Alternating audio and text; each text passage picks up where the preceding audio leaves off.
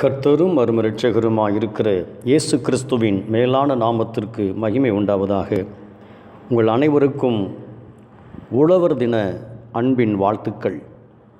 இன்று உழைப்பாளிகள் அல்லது உழவர்கள் தினம் என்று உலகமெங்கிலும் அனுசரிக்கப்பட்டு வருகிற அற்புதமான ஒரு நாள்.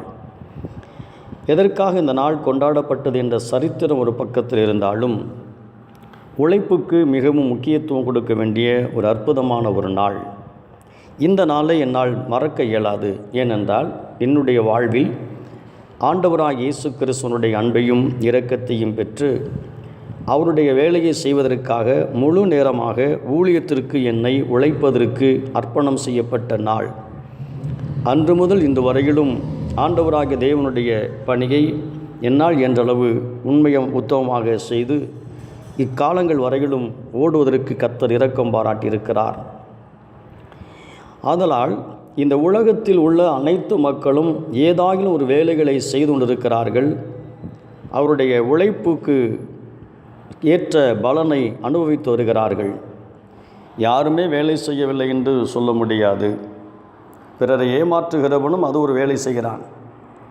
அவரை குறித்து வேதம் சொல்லுகிறது. எரேமியா தீர்க்க தரிசன புத்தகம் 9வது அதிகாரம் 5வது வசனத்தில் வாசிக்கிற பொழுது, அக்கிரமம் செய்ய உழைக்கிறார்கள் என்று சொல்லியிருக்கிறது.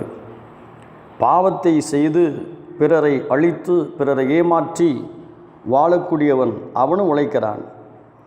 அதை குறித்து ஆமோக்கு புஸ்தகம் 2வது அதிகாரம் 13வது வசனம் சொல்லுகிறது, அக்கினிக்கு இரையாக உழைக்கிறார்கள் என்று சொல்லப்பட்டிருக்கிறது.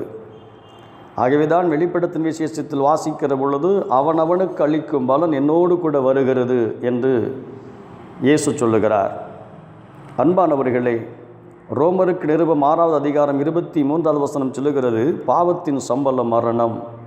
ஒரு மனிதன் பாவம் செய்து கொண்டிருப்பானேயானால் அவனும் உழைத்து கொண்டிருக்கிறான். அதற்கு ஒரு சம்பளம் இருக்கிறது. அந்த சம்பளம்தான் மரணம்.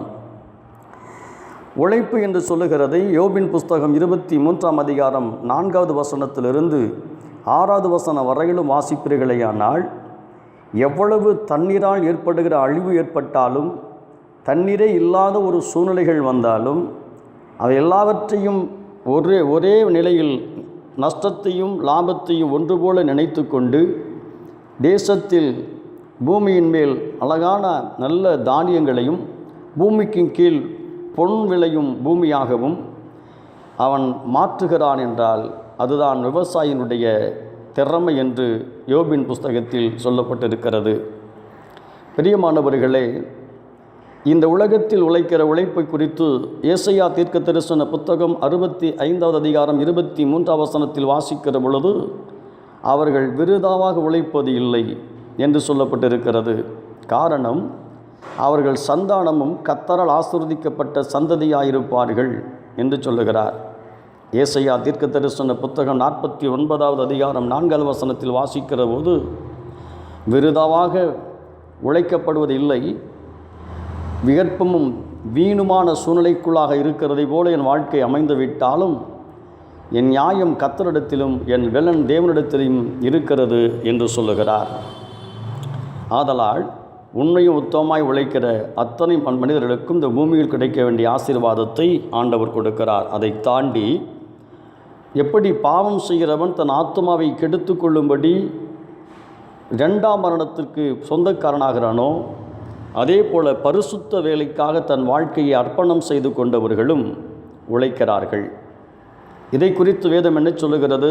ஆத்தும மீட்பு என்ற பணியை செய்யக்கூடிய உன்னதமான வேலையை செய்கிறவர்களை குறித்து யோவான் சுவிசேஷ புத்தகம் 12வது அதிகாரம் 26வது வசனத்தை வாசிக்கிற பொழுது, ஒருவன் எனக்கு ஊழியம் செய்தவனாயிருந்தால் அவனை பிதாவானவர் கனம் பண்ணுவார், பிதா அவனை கனம் பண்ணுகிறார். அப்படியானால் பாவத்திலையும் அக்கிரமத்திலையும் மரித்து உழண்டு கிடக்கிறவரை மீட்கக்கூடிய ஒரு பணிதான் ஆத்தும ஆதாய பணி. ஒரு சபையில் இருக்கிறவனை இன்னொரு சபைக்கு அழைத்து கொண்டு போவதற்கு பேர் ஆத்துமாய் பணி அல்ல. பாவம் செய்யக்கூடிய மனிதர்கள் பாவத்தில் உழண்டு கிடக்கிறவர்களை மீட்டெடுத்து இயேசுவுக்கு நேராக நடத்தும் பொழுது அவருக்கு நித்திய ஜீவன் உண்டாகபடியாக ஒரு அற்புதம் நடைபெறுகிறது. அதுதான் உண்மையான பணி. அந்த பணியை செய்யக்கூடியவர்களை பிதா கனம் பண்ணுகிறார். ஆதலால் உடல் உழைப்புக்காக, சரீர ஆசீர்வாதத்துக்காக, வயிற்று நிரப்பி மகிழ்ச்சியோடு வாழ்வதற்காக மட்டுமல்ல உழைப்பு, ஆத்தும விடுதலைக்காக உழைக்கப்படுவதே சரியான உழைப்பு. ஆதலால் அனைத்து உழைப்பாளிகளும் எவ்வாறு இந்த உலகத்திற்காக உழைக்கிறார்களோ, ஆகாரத்திற்காக உழைக்கிறார்களோ, அதே போல் ஆத்தும மீட்புக்காகவும் உழைக்க அவர்கள் முற்படும்படியாக ஆண்டவர் அவர்களுக்கு இரக்கம் பாராட்டுவாராக. ஜெபம் செய்வோம். அன்புள்ள ஆண்டவரே, இந்த உழவர் தினம் என்று சொல்லுகிற இன்றைக்கு தேவனாகிய கர்த்தருடைய சமூகத்தில் உண்மை உத்தமமாக உழைக்க எங்களுக்கு இரக்கம் பாராட்டும். ஆத்தும மீட்பு பணிக்காக எங்களை தகுதிப்படுத்தும். இயேசுவின் நாமத்தில் ஜெபிக்கிறோம் நல்ல பிதாவே, ஆமென்.